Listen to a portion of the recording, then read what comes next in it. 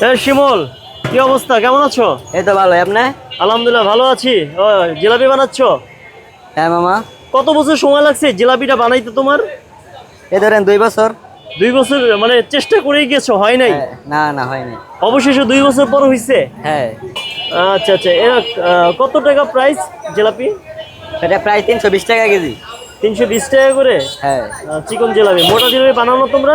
ওইটাও বানাবে, এটা 260 টাকা কেজি। ওকে ওকে ওকে। তেল ভালো তো? হ্যাঁ একদম।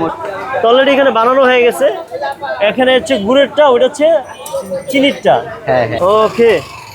এগুলো কি শীতকালে পাওয়া যায় নাকি গরমকালে পাওয়া যায়? সবসময় 12 মাস। 12 মাস পাওয়া যায়? হ্যাঁ। হয়ে গেছে?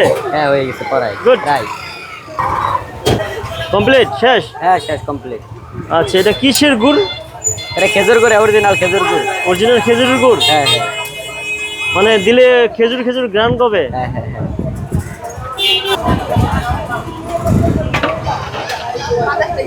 কমপ্লিট না? হ্যাঁ কমপ্লিট। আচ্ছা, এখন কত কেজি বিক্রি করবা? না কেজি 320 টাকা। আচ্ছা আচ্ছা, খেজুরের গুড় এই জন্য 320 টাকা। চিনির শিরা হতো? চিনিটা 280 টাকা কেজি।